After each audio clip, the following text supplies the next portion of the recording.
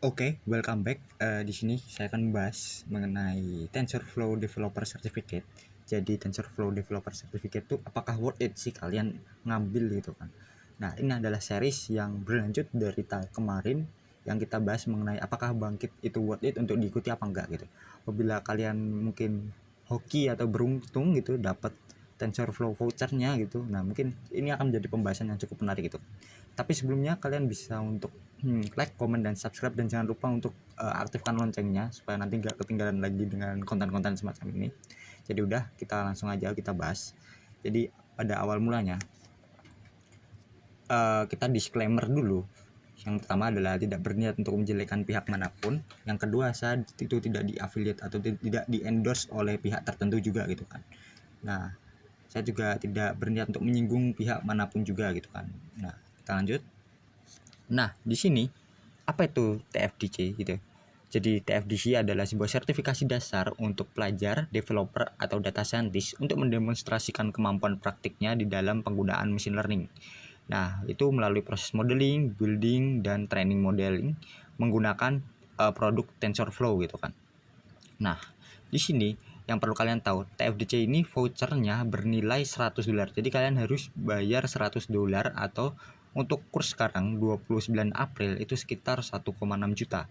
Nah, itu kalian juga kalau ada voucher potongan harga atau dapat voucher gitu dari kegiatan, contohnya kampus Merdeka gitu, itu biasanya gratis. Jadi gak usah bayar $100. Yang bayar $100 itu mitranya. Nah, 1,6 juta nih, cukup mahal kan untuk sertifikasi. Mungkin kalau dibandingin sertifikasi yang lain itu ini juga cukup murah hitungannya gitu kan. Nah, jadi ketika kalian mungkin dapat atau mungkin beli, apa sih yang perlu disiapkan gitu kan. Nah, di sini ada 3 utamanya yang perlu disiapkan. Jadi yang pertama adalah IDE, yaitu PyCharm. Nah, PyCharm di sini kan ada 2 tuh, yang berbayar sama yang Community Edition. Kalian cukup pakai yang Community Edition saja, itu sudah cukup, gak ada bedanya sama yang profesional. Yang kedua ada Python. Python di sini itu ada ketentuannya, teman-teman. Jadi ada ketentuannya, kalian harus pakai yang versi berapa. Nah, lalu yang terakhir itu kalian harus ada add-on, kayaknya namanya TensorFlow XM atau apa gitu. Nah, itu gunanya kalian untuk ujian. Jadi ibaratnya kalian kalau ikut SNBP gitu atau ikut ibaratnya ujian gitu. Nah, add-on ini gunanya untuk kalian ketika login tuh langsung ujian gitu. Jadi biar langsung terupload gitu kan. Nah, di sini Python ini juga harus ibaratnya PyCharm ini juga ada library-nya kan, seperti ada Pylo, lalu ada Pandas, ada NumPy, ada TensorFlow, itu pun ada seri-serinya. Ibaratnya kalau Python yang digunakan versi berapa, lalu yang untuk versi-versi seperti TensorFlow, Pandas yang tadi saya sebutkan itu juga ada versinya. Kalian bisa lihat sendiri di website resminya. Ingat, sebelum kalian ujian, kalian harus siap dengan semuanya gitu. Udah lancar lah, nggak ada kendala gitu kan. Itu kalian harus ibaratnya udah harus clear dulu sebelum ujian nih, karena ketika kalian ujian kalian install itu menurut saya gak cukup waktunya gitu. Nah, bisa kita next ini. Nah, di sini berapa sulit sih gitu kan, seberapa sulit. Nah, gak banyak-banyak, cuman ada 5 soal gitu kan yang akan diujikan, mulai dari yang mudah hingga yang paling susah gitu. Nah, perlu diingat kalau TensorFlow ini pas dari saat ujian kalian nggak boleh menutup PyCharm-nya. Ibaratnya nggak perlu di close atau keluar ya, bukan ditutup minimize, tapi nggak boleh keluar. Walaupun kalian minimize atau keluar, kalau minimize atau kalian ganti tab gitu, itu nggak akan mempengaruhi gitu. Jadi tetap waktunya akan berjalan, kalian tetap akan bisa ujian dan kalian tetap akan bisa memodifikasi gitu kan kodenya. Yang kedua, kalian bisa loncat-loncat kalau kalian soalnya tuh ada kesulitan gitu kan. Dan yang ketiga itu waktunya 4 jam. Ingat, waktunya 4 jam. Kalian harus ibaratnya menggunakan waktunya secara baik gitu. Nah, waktu 4 jam ini kalau menurut saya sendiri turah-turah ya, ibaratnya udah lebih-lebih lah. Jadi paling sisa 1 jam dan 40 menitan lah.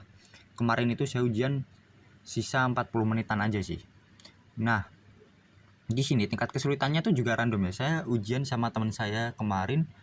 Ya memang dulu kemarin ada yang saya lebih gampang dari teman saya, tapi ada yang saya juga dapat yang sangat susah gitu. Nah, ingat untuk device-nya kalian juga perlu menyiapkan yang ibaratnya speknya agak tinggi ya, karena kan ketika membangun model tuh nggak sekali langsung sukses gitu kan. Nah, Jadi nanti akan kalian berulang kali untuk membangun model gitu, dan biasanya nanti laptopnya bisa panas gitu kan, dan segala macam, ngehang dan segala macam, nanti mungkin crash. Nah itu perlu dihindari sih.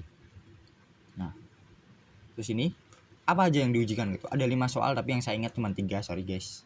Jadi yang pertama itu adalah prediksi nilai dengan nilai yang diberikan. Contoh, ada X 1, 2, 1 sampai 4 gitu kan. Y 2 sampai 5.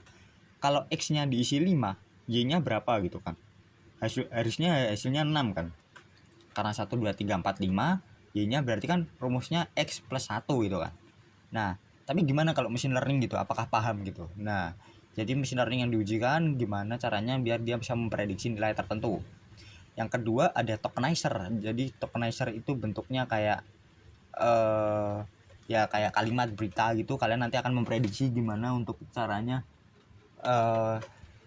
memprediksi kata-kata lah ibaratnya gitu kan. Nah, terus yang ketiga itu ada prediksi dengan data yang lebih kompleks kan. Jadi ada banyak data, ada banyak random gitu.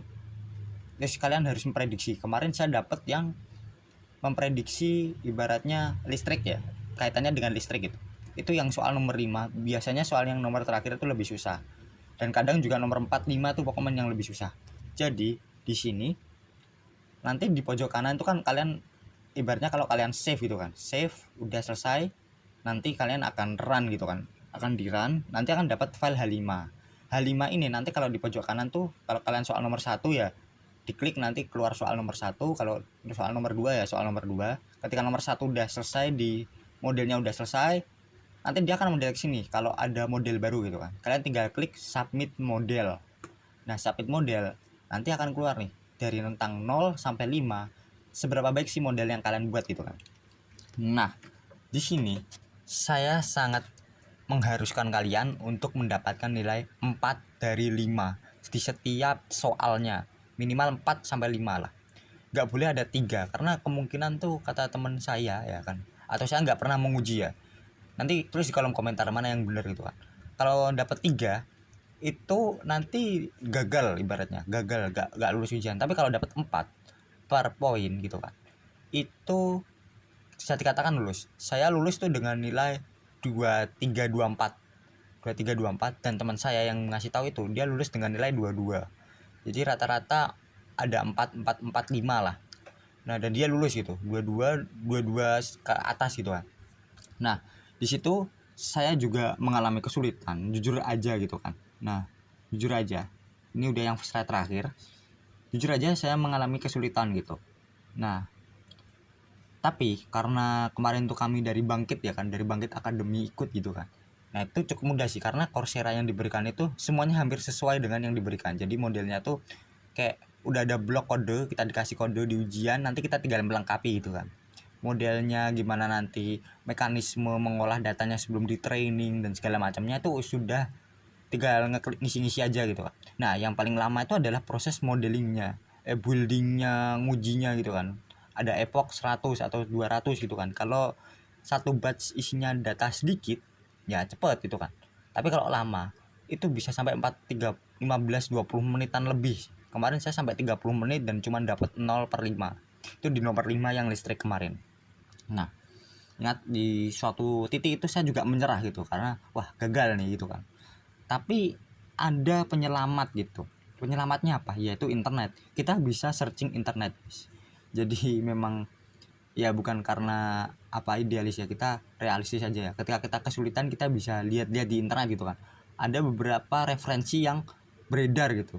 Nah, kalian harus cermat, kalian harus perhatikan apakah soalnya sama atau enggak. Dan terkadang nih model yang diberikan di internet ketika kalian uji nanti dapatnya tuh juga nilainya berbeda 0 gitu. Nah, ketika dapat 0 itu bukan mereka yang salah gitu. Bukan kodenya mereka yang salah, tapi terkadang itu agak aneh gitu dalam ujian TensorFlow ini ketika kami ibaratnya pakai gitu kan. Saya pakai, tapi juga pakai model teman saya. Itu hasilnya juga bisa beda.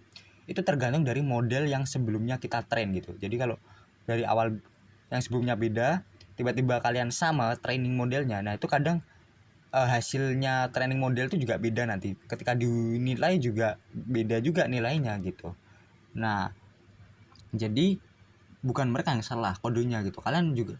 Terus gimana caranya gitu kan ya, kalian cari lagi kode yang baru gitu kan, kode yang baru dan segala macamnya yang bisa menghantarkan kalian mendapat nilai 4 atau 5. Dan ingat 4 jam itu kalian gunakan dengan bijak, walaupun kelihatannya itu turah-turah ibaratnya lebih-lebih ya, tapi terkadang ketika ada 1 sampai 2 soal aja yang belum, dan itu sekali belum itu carinya lama sekali gitu, apalagi trainingnya, coba-cobanya. Jadi diharapkan kalian tuh belajar terlebih dahulu, lihat-lihat di internet supaya nanti kalian ada bayangan, atau kalian latihan dulu lah.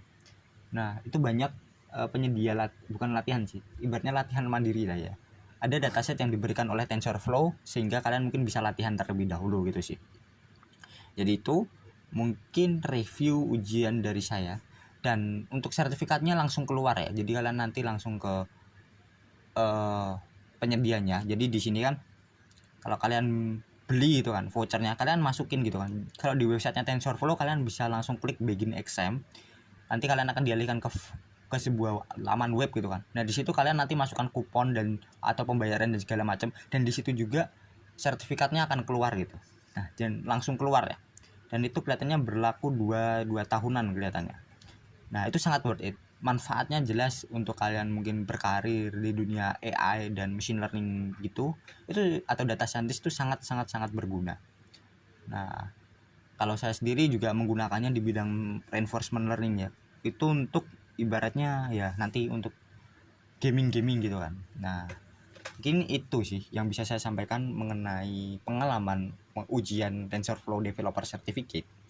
Nah bagi kalian yang punya pengalaman lain mungkin bisa tulis di kolom komentar ya, dan jangan lupa untuk like, comment, dan subscribe, dan agar tidak ketinggalan dengan dengan konten-konten yang seperti ini kan. Mungkin itu, thank you and see you in the next video. Bye bye.